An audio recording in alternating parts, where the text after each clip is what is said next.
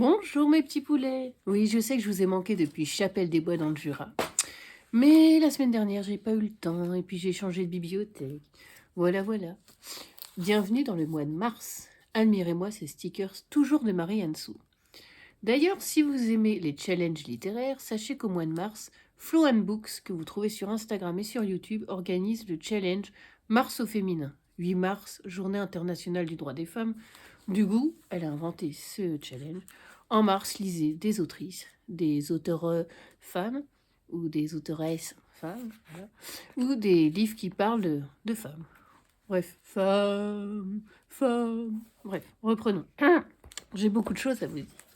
Demain, c'est le printemps. Mais oui, officiellement, c'est la date du printemps. Donc, je vous présente encore une fois, comme l'année dernière, Printemps de Mizuo Fujisawa aux éditions Nathan. Un magnifique petit album où il n'y a pas beaucoup de texte.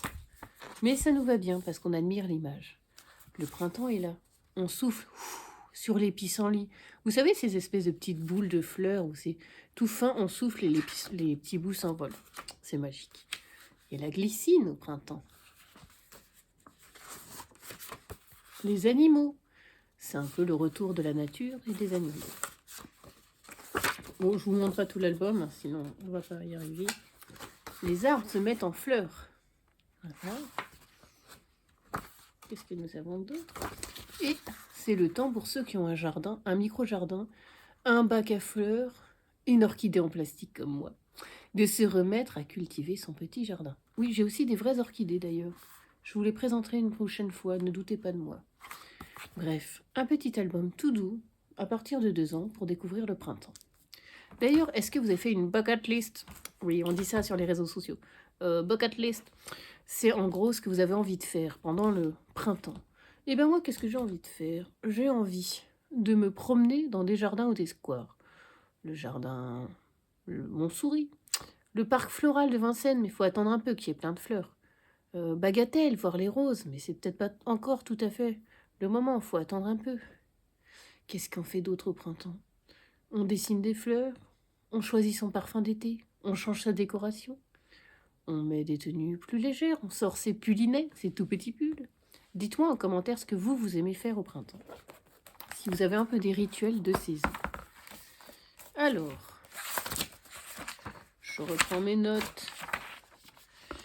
Commençons sans plus tarder par les albums jeunesse et Jour de piscine.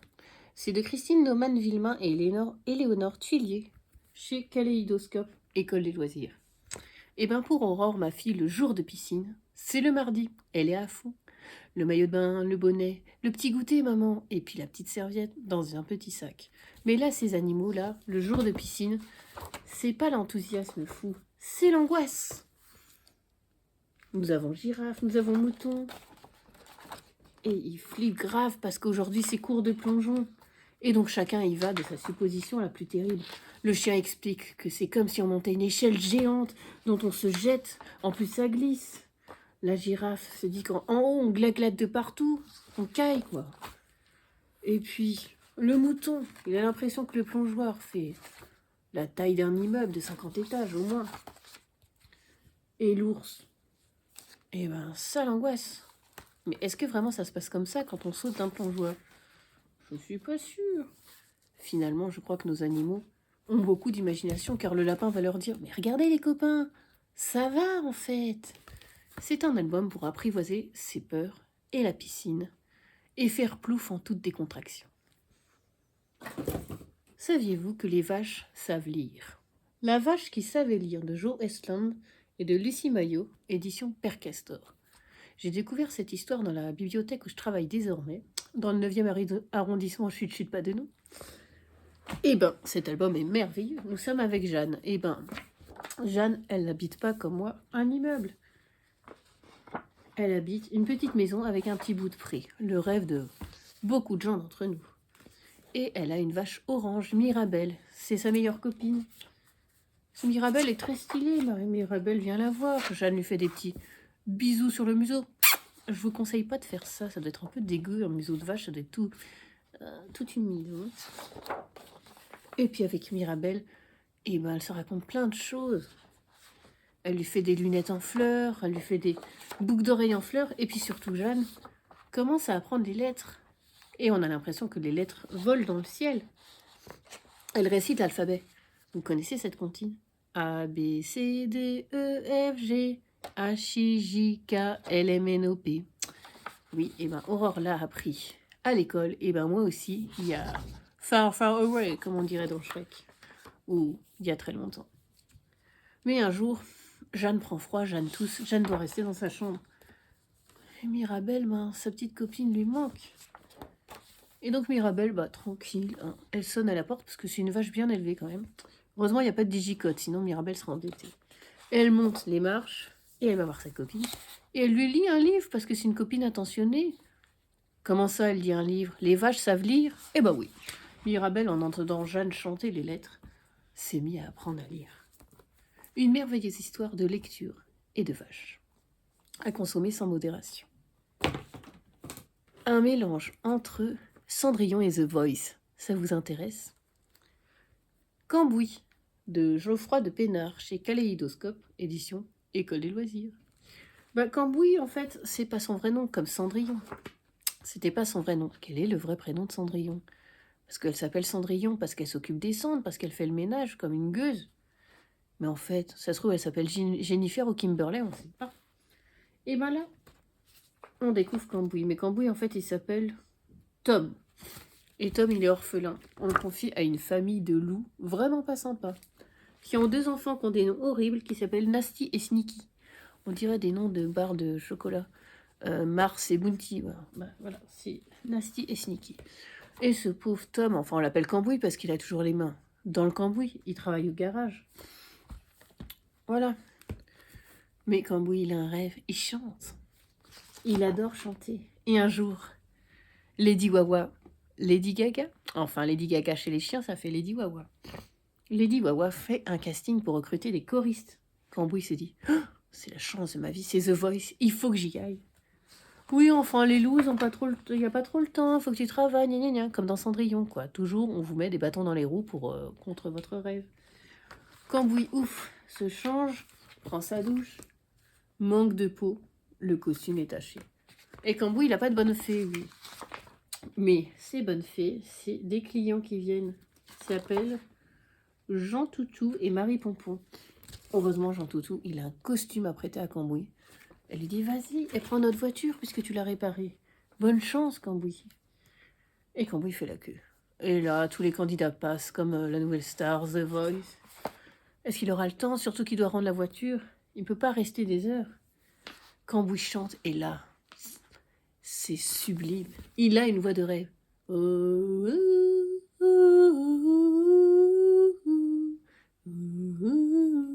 Ce qui est cool, c'est quand vous racontez cette histoire, vous pouvez faire chanter à Cambouis ce que vous voulez. Over the Rainbow, Cats, Lady Gaga, Céline Dion, ce que vous voulez. Et là, Lady Wawa, elle trouve ça génial. Cambouis a un talent fou, un incroyable talent. Elle lui dit, t'es embauché. Mais mince, il faut qu'il rende la voiture. Etc, etc. Je sais, c'est passionnant, vous aimeriez avoir la fin. Eh ben non, il faut lire l'album Cambouis à partir de 2-3 ans. Jamais plus vous ne verrez un garagiste de la même chanson. De la même chanson, lapsus révélateur, de la même façon.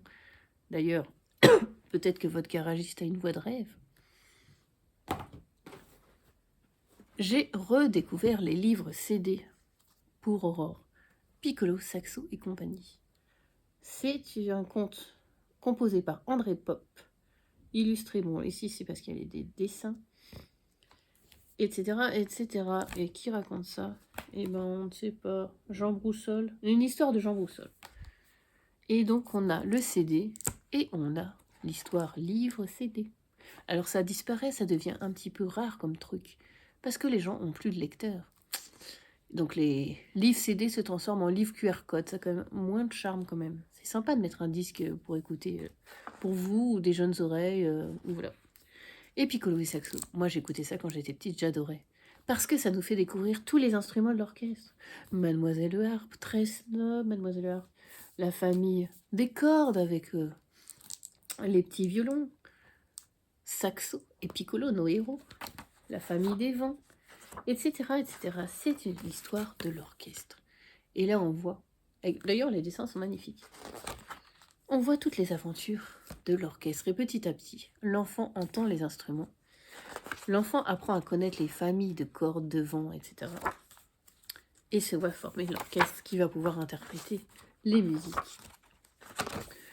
La famille percussion, pas très délicate, mais très utile dans l'orchestre. Bref, une histoire de musique pour découvrir les instruments à hauteur d'enfant. Et moi, je vous recommande, c'est cool. Si on s'attardait un peu sur Martine à la montagne. Oui, pourquoi ? Parce que je reviens du Jura, où j'étais en vacances avec ma petite famille. Et je me suis dit, on va relire ça avec Aurore. Ça parle de neige, de ski. Alors, Aurore a fait de la luge, elle n'a pas fait du ski. Moi, j'ai fait du ski de fond. Alors, les enfants, autant le ski de piste, j'ai ma 3e étoile, je crâne, j'ai même fait du saut à ski, tout ça. Je crâne, c'est le seul sport que je sais faire quand même. Autant le ski de fond, mes poulets, on se retrouve les 4 pattes en l'air, on n'arrive pas à se relever comme une vieille mémé. On a limite les skis qui se croisent. C'est pas facile du tout. Et donc, j'ai pris Martine à la montagne. Et là, mon esprit du 21e siècle a été choqué. C'est une histoire extrêmement choquante. Donc Martine, vous connaissez, Jean, son pote, Patapouf le chien, Françoise, la copine, vont au ski. Bon, alors pour l'instant, ils vont en train, tout va bien. Premier choc, Patapouf le chien, on le met dans le coffre. Je pense que Brigitte Bardot n'aurait pas aimé. Ensuite, ils arrivent en haut de la piste de ski. Il n'y a rien qui vous choque. Eh ben, plein de trucs nous choquent. Déjà, pas de lunettes de soleil, pas de crème solaire, on les voit pas se mettre de la crème solaire. Pas de gants, ah oui, c'est tellement mieux de skier avec les mains nues, comme ça on se gèle les mains, on s'éclate les mains. Le moniteur, pareil, pas de lunettes, pas de combinaison, ils ont l'air hyper réchauffés, ils sont quand même en pull dans la neige. Je peux vous assurer que c'est très rare d'être en pull dans la neige en ski. Autre choc, elle skie avec son chien. Je pense pas qu'on a le droit de skier avec son chien. La Fédération française de ski, mon avis nous dit non, c'est dangereux. Voilà, voilà. En plus, ces bâtons ont l'air pourris. Bon, c'est des bâtons de 1950 quand même. Ensuite, le télésiège, moment de repos en général. On se repose en attendant de dévaler la piste. Il n'y a rien qui vous choque. Eh ben, elle n'a pas de barrière de sécurité, Martine. Et une amie m'a envoyé des photos. Ça a vraiment existé, ce télésiège. C'est-à-dire que vous étiez assis quand même dans les hauteurs, sans rien pour vous tenir. Donc, si vous glissiez, adieu. En plus, elle a son chien interdit sur les télésièges. Faut pas être stressé de la vie. Ensuite, qu'est-ce qu'il y a de choquant ? Ils font du patin à glace. Bon, ok, ça va. Ah, ils vont faire de l'alpinisme. Enfin, ils vont monter, quoi, dans la montagne. Ils croisent le vieux berger. Et puis là, vous venez avec nous ? Non, je suis trop vieux, etc. Et ils ont pas de corde, ils ont pas de matériel. Oh, si, ils ont une corde, d'accord. Mais, bref. Ils se caillent, donc ils rentrent dans le premier refuge venu. Interdit ! C'est pas chez eux, enfin, ils sont gonflés, ces gosses. Ils font un feu, on sait pas comment, on sait pas s'il y a de la soupe dedans. Le chien chante, mon Dieu, il va grêler. Et voilà, Martine à la montagne. Ça me donne envie de lire d'autres Martines en analysant, en faisant une petite analyse de Martine. Mais pour l'instant, j'en ai pas d'autres sous la main. Si ça se présente, n'hésitez pas à aller à la montagne, mais n'oubliez pas, crème solaire, lunettes de soleil, gants, etc. Et d'ailleurs, dernière remarque, Martine n'a pas de forfait. Martine ne paye pas du tout sur les pistes. C'est moyen tout ça. Après cette petite transition martinesque, un coup de cœur jeunesse que j'ai lu pour le travail. Silver et la lune des tortues de Anna Gold aux éditions Seuil, illustré par Levi Pinfold. Je crois qu'il a illustré d'autres livres d'Anna Gold. Anna Gold, Anna en or. Oui, c'est une femme en or. Je sais, c'est nul comme jeu de mots, mais bon. Elle a écrit Avril en anglais, et Le Dernier Ours. April est le dernier ours. C'était super, je les ai lus aussi pour le travail. Et Rio et la baleine perdue. Nous sommes avec Silver, ça veut dire argent en anglais, si vous n'êtes pas bilinguish. Pourquoi ? Parce que sa mère, en voyant la lune d'argent, s'est dit « Ah, Silver, c'est magnifique comme prénom ». Espérons que toutes les mamans du monde n'ont pas des inspirations pareilles pour les prénoms de leurs enfants. Ça peut donner des trucs terribles. Hein. Donc les parents de Silver ont eu Silver, et après ont rêvé d'avoir un autre bébé ensuite. Mais jamais ça n'a marché. Jamais le bébé tant attendu n'est arrivé. Et les parents déprimés, et surtout la mère de Silver. La chambre était prête, etc. Très compliqué, très douloureux. Et un jour, cette mère qui est scientifique, on lui propose une mission au Costa Rica. Coucou Blandine, si tu regardes cette émission. Oui, Blandine a un enfant, un fils qui habite là-bas. Donc elle y va, au Costa Rica. Bref, on propose à la mère de Silver d'aller au Costa Rica s'occuper des tortues. Les tortues luttes, vous savez, c'est les tortues géantes. Les trucs qui ont plus de 100 ans, qui avancent comme ça avec leur cou. Bon bref, ok. Je sais pas si je sais bien faire la tortue lutte, mais bon bref. Et donc, ils vont aller dans une réserve s'occuper des tortues. Donc, Silver, elle va être contente, elle va pouvoir s'investir, elle va se faire un petit pote, un petit gars qui est par là. Et la mère de Silver, petit à petit, ça va lui faire reprendre goût à la vie. Puisqu'elle était un peu en stand-by, un peu ailleurs, depuis qu'elle n'arrivait pas à gérer son deuil d'autres bébés. C'était un coup de cœur. J'ai adoré les autres romans d'Anna Gold. Pourquoi? Parce qu'à chaque fois, on parle d'espèces d'animaux en disparition. Espèces menacées, l'ours polaire, la baleine. Ici, c'est les tortues luttes. Donc, je ne sais pas si elle a prévu de faire d'autres histoires, mais voilà. Ça nous fait découvrir un animal. Ensuite, à chaque fois, elle parle de moments très sensibles. Dans April et le dernier ours, le papa d'April s'occupe absolument pas de sa fille. Je crois qu'il est en deuil, je ne sais plus. Et donc April aimerait bien exister. Donc quand son papa scientifique, on l'emmène au Groenland, etc. April insiste pour venir avec son papa pour cette mission polaire, pour espérer nouer un lien avec son père. Et voir des ours. Dans Rio et la baleine perdue, il y a aussi un souci comme ça. Et à chaque fois, l'enfant vit une situation familiale pas très facile. Et grâce à l'animal, grâce à cette mission auprès d'un animal en espèce de disparition, son univers va un peu s'améliorer. C'est pas aussi simple que ça, mais en tout cas, ça va un peu apaiser le tout et ça va nouer des liens entre les parents et les enfants. C'est un roman pour les enfants de 9 ans et plus si affinité. C'est magnifiquement écrit. C'est très touchant. Et je vous montre quelques illustrations de Levi Pinfold, notre ami la tortue lutte. Donc c'est toujours en noir et blanc, mais c'est chouette. Un arbre, non. Un arbre, ça vous intéresse pas. Qu'est-ce que j'ai d'autre? La lune. Ne lisez pas la fin, espèce de petit coquin. Et alors j'ai lu la postface. Oui, Sarah, pour une fois j'ai lu la postface. Et c'est très touchant. Pourquoi? Parce que Anna Gold nous dit que c'est son roman peut-être le plus personnel qu'elle a écrit, puisque Anna Gold et son mari n'ont jamais réussi à avoir d'enfant. Ils ont eu ce rêve, ça ne s'est jamais fait, ils ont fait des soins, ils n'ont jamais eu d'enfant. Et donc elle dit, les livres, c'est un peu mes bébés finalement, de mettre au monde des livres. C'est un peu ma manière. Comme ça. Et donc elle pense à tous les... Pardon, je suis enrhumée. À tous les enfants du monde qui vont lire ces histoires. Et voilà. Et du coup, c'est assez touchant de se dire que voilà, elle a couché sur le papier cette histoire pour parler un peu d'elle et de tous les gens qui, comme elle, aimeraient avoir des enfants mais n'en ont jamais eu. Lisez Anna Gold. Que vous soyez enfant ou adulte, nom d'un chien. Une petite pause goodies. Je sais que vous êtes superficiel, vous aimez ça, vous n'écoutez que ça. Je bois un peu ma tisane. Dans cette somptueuse tasse mouton qui vient d'Irlande, avec au fond il y a un petit mouton noir, c'est trop cool. D'ailleurs, c'est quoi cette tisane? Vous aimeriez bien savoir. Et réconfort de la gorge, j'adore les noms. Chez Yogiti. Alors c'est réglisse fenouil thym. Bienfaisante, calmante, apaisante. Donc si j'ai une tête de Bouddha bien heureux à la fin de la vidéo, c'est que la tisane fait son effet. Sans petit goût sympathique. Alors du coup, j'ai quitté mon ancienne bibliothèque dans le 13e. J'ai fait un pot de départ. Ça se fait, non? On achète gâteaux, bonbons, boissons, machin. On dit aux gens, viendez pas. Non, pardon, on dit pas viendez pas.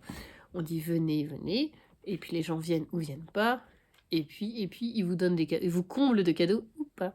Et moi, j'ai été assez gâtée. J'ai d'abord reçu. Merci Claire. Sur une idée de Claire. Les sirops Monin, vous connaissez? Parce qu'il y a beaucoup d'influenceuses qui disent Oui, alors je fais mon cappuccino et je mets un peu de sirop pumpkin spice latte, c'est trop bon. Ce sont des sirops, une marque de sirop à l'ancienne. Alors ils font des très grands formats. Là j'ai le coffret Pause gourmande.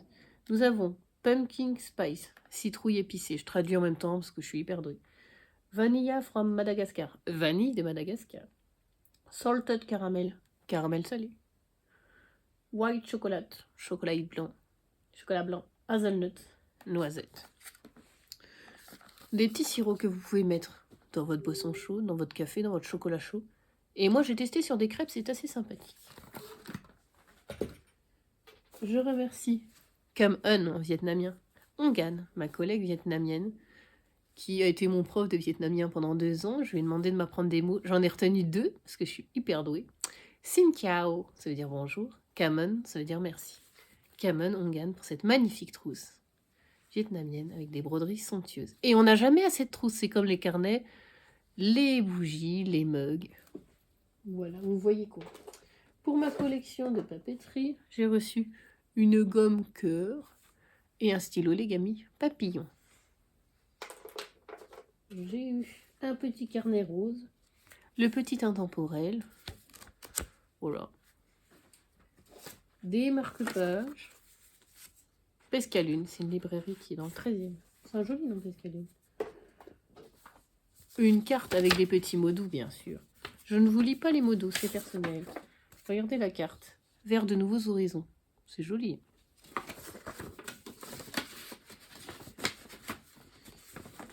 Ah, je sais pas remettre les cartes dans les enveloppes. Je remercie tonton Ludovic pour Ronce Rose de Éric Chevillard. Alors je connais cet auteur, mais je l'ai jamais lu, je crois. Et donc je découvrirai cette histoire. Alors, si Ronce Rose prend soin de cadenasser son carnet secret, ce n'est évidemment pas pour étaler au doux tout ce qu'il contient. D'après ce que nous croyons savoir, elle y raconte sa vie heureuse avec Mâchefer, jusqu'au jour où, suite à des circonstances impliquant un voisin unijambiste, une sorcière, 4 mésanges et un poisson d'or, ce récit devient le journal d'une quête éperdue. Ça a l'air intéressant. J'ai parlé de Ray Bradbury, l'auteur de Chroniques martiennes, de Fahrenheit 451, avec Marie. Coucou Marie. Et du coup, elle a suggéré qu'on m'offre le vin de l'été de Ray Bradbury. Je ne savais pas qu'il avait écrit ça.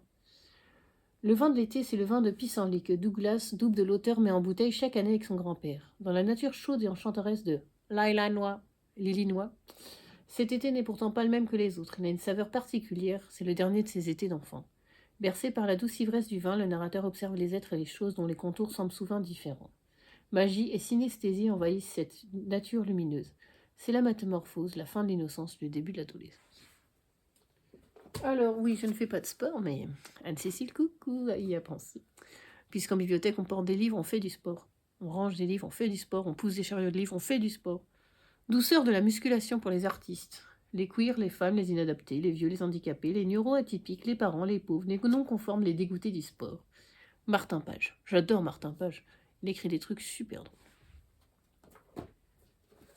Sur une idée de Claire. Merci Claire. Je suis la chaîne Caro from Woodland.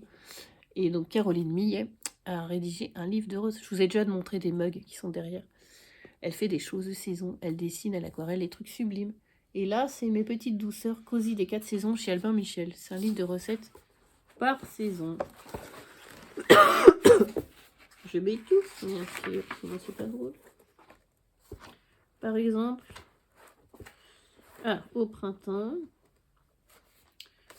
on pourrait faire des crinkles au citron. C'est des petits biscuits. On pourrait faire du tiramisu au café, n'est-ce pas Titi? On pourrait faire une tarte à la rhubarbe. Donc à chaque fois, c'est elle qui dessine la recette. Une petite bible, il faudra que je teste. Et puis, aucun rapport. Je remercie Sarah, qui n'était pas au pot de départ d'ailleurs. Je l'avais pas invitée, ça va, c'est ma meilleure amie. Bon, bref, on s'en fout. Elle m'a donné un carnet. Carnet de lecture, c'est joli, ça fait très printanier. Et Elodie, qui est un chou sur pattes, m'a offert des petits cadeaux, parce que moi j'adore faire des petits cadeaux à mes copines, et je suis très touchée quand mes copines me font des petits cadeaux. une licorne de bureau par exemple, et un petit cœur avec des petits fils entrelacés. Trop mignon. Et enfin, le marque-page de Marianne So qui fait les stickers. Ça fait très Pâques, œuf de Pâques. Et ça fait un marque-page merveilleux. Bon, les enfants, ça suffit les goodies, on reprend une conversation sérieuse. Je vous présente Fauve de Mélissa d'Acosta. Je sais très bien faire les fauves. Je sais mieux faire le corbeau. Mais le fauve, je m'entraîne. Chez Albin Michel, c'est une nouveauté, il y a marqué nouveauté. Bien. Nous sommes avec Tony, qui a 17 ans. Il a été élevé dans la violence par son père André. C'est-à-dire que son père, quand il en a marre, quand il a besoin, il fout des claques au gosse, c'est bon quoi, il en a marre. Compliqué pour Tony qui a été élevé dans ce milieu très difficile. Un jour d'ailleurs, sa mère s'est barrée avec son frère en disant « Il faut bien que j'en sauve un, je sauve l'autre ». Merci pour Tony. Tony, un jour, suite à une dispute encore plus terrible que les autres avec son père, s'enfuit. Il trouve refuge dans un cirque. Il va devenir ce qu'on dit garçon de salle, c'est-à-dire qu'il propose ses services pour un peu tout. Monter le chapiteau, s'occuper des chevaux. Mais lui, il a un rêve. S'occuper des fauves. Il est fasciné par les fauves. Ah oui, je voulais essayer de faire un truc là. Moitié panthère, moitié moi, mais j'y arrive pas. Les fauves dressés par le terrible Chavot, le dresseur dans le cirque. Les fauves, c'est des lions, c'est des tigres et une panthère nommée Asia, qui est en couverture de l'image. Pourquoi il est passionné par les fauves? Parce que ce sont des animaux sauvages, parce que c'est de la force brute. C'est des animaux qu'on veut dresser, mais est-ce qu'on peut dresser vraiment un lion, un tigre et une panthère? Pas sûr. Est-ce que l'homme est plus fort que la bête? Pas toujours. Est-ce que, au bout de 10 ans de dressage, on en fait des toutous? Pas du tout. Et nous découvrons, grâce à Tony, le monde du cirque. Le quotidien du cirque. On monte le chapiteau, on fait le spectacle, on s'en va. On monte le chapiteau, on fait le spectacle, on s'en va. C'est un monde très dur, très violent, très macho. Les femmes sont un peu au service des hommes, s'occupent des gosses, tiennent la caisse, mettent leurs paillettes le soir, mais finalement sont pas très heureuses. Et puis chacun a un rôle. Monsieur Loyal présente le spectacle, Chavot le dresseur et l'homme fauve. Et puis... Ça m'a fait penser au roman De l'eau pour les éléphants de Sarah Gruen. C'est un roman que je vous conseille fortement si vous aimez le cirque. Dans De l'eau pour les éléphants, nous sommes avec un jeune, je ne sais plus son nom, qui tombe amoureux d'une fille, je ne sais plus son nom. Sauf que cette fille est un petit peu, entre guillemets, la protégée du patron. Et du coup, le patron va voir d'un mauvais œil que le jeune s'intéresse à sa protégée. Sa protégée qui est la petite danseuse du cirque, vous savez, l'écuyère qui monte sur les chevaux, les animaux, l'éléphant en l'occurrence, l'éléphante. Ce livre avait été adapté magnifiquement avec Robert Pattinson dans le rôle du jeune, Reese Witherspoon, qui a eu un Oscar, dans le rôle de l'écuyère, et le terrible Monsieur Loyal, le directeur du cirque, Christophe Waltz. Vous vous souvenez de cet acteur qu'on a vu dans Inglorious Bastard, qui faisait le nazi glaçant? Eh bien, ce livre m'a fait beaucoup penser à ça. Pourquoi? Parce que Tony, évidemment, il a envie de séduire Sabrina, mais Sabrina est la protégée de Chavot, le dresseur de fauves. Puis Sabrina, elle est un peu désabusée par la vie. Elle a l'air de briller, mais au fond, on ne sait pas trop. Elle sort avec les hommes, on ne sait pas pourquoi. On ne sait pas ce qu'elle veut vraiment au fond. Et tout cet univers, nous sommes dedans. Mélissa d'Acosta, j'ai adoré ce roman, pardon. Oui, Mélissa d'Acosta. Virgule, j'ai adoré ce roman. Saviez-vous que Mélissa d'Acosta est une des autrices les plus lues en France? Intéressant. J'avais découvert par Tout le bleu du ciel, où nous découvrions l'histoire d'Émile. Émile, à la trentaine, il découvre qu'il a la maladie d'Alzheimer et qu'il est condamné. Et du coup, Émile met une petite annonce, cherche quelqu'un pour dernier voyage avec moi. Voilà. Et qui répondra? Jeanne, une jeune femme. Ils ne se connaissent pas. Puis Jeanne, elle dit, moi je veux bien faire ce voyage avec toi. Etc. C'était, sans jeu de mots terrible, le voyage d'une vie. Une grande aventure humaine, bouleversante, adaptée d'ailleurs en film aussi. Mélissa d'Acosta, c'est le lendemain. C'est l'histoire d'une femme cabossée par la vie, qui a tout perdu lors d'un accident de voiture, je crois. Qui s'installe à la campagne, enfin plutôt qui va se tirer à la campagne. Et qu'il faudra... va falloir renaître, va falloir revivre, va falloir apprendre à vivre à nouveau. Melissa d'Acosta, c'est aussi La Doublure, mais je ne l'ai pas lu. Et c'est d'autres trucs que j'ai pas lus. Quand j'ai vu qu'elle sortait ce roman Fauve, je sais, vous aimez quand je fais le fauve. Et j'ai sauté dessus. Merci Corinne qui me l'a envoyé. Parce que j'avais très envie de le lire. Parce que j'ai toujours été fascinée par le monde du cirque. Quand j'étais petite, j'y allais avec mes grands-parents. Mon grand-père Philippe, ma grand-mère Laurence. Emmenait tout un troupeau de petits-enfants au cirque. Et à cette époque-là, pour moi, c'était comme les enfants magiques. Les clowns, les fauves, les animaux. Les... Est-ce que le... Comment ça s'appelle le funambule va tomber de son fil? Est-ce que les autres vont s'attraper les mains en se jetant comme ça des cerceaux? Etc, etc. Depuis, j'y suis retournée avec ma fille, ça fait 2 fois, puisque par cadeau de Noël de mon travail, il y a des billets de cirque pour la ville. Mais maintenant, le cirque est 100% humain. Oui, puisque depuis la loi de 2021, visant à lutter contre la maltraitance animale et à conforter le lien entre les animaux et les hommes, l'utilisation d'animaux sauvages dans les établissements itinérants sera interdite à partir du 1er décembre 2028. Donc, les cirques n'auront plus le droit d'avoir des animaux sauvages dans leurs effectifs. Enfin, effectifs, vous avez compris quoi. Parce qu'en fait, quand on est petit, on est fasciné de voir des animaux sauvages, parce qu'on n'en voit jamais. Mais finalement, est-ce que c'est intéressant de voir un lion un peu drogué monter sur un tabouret? Un éléphant faire le beau sur un grand tabouret? Et des chiens en tutu courir dans l'arène? Je ne sais pas. Mais surtout les animaux sauvages qui, eux, n'ont, entre guillemets, encore plus rien à faire dans un cirque. Donc moi, je suis très contente de cette loi. Que vont devenir les animaux, d'ailleurs, de cirque, qui ont passé toute leur vie dressés à faire le spectacle? Ils sont inadaptés à leur vie d'animal. On peut pas les relâcher non plus. Les mettre dans des réserves? Enfin, c'est pas très fun. Bref.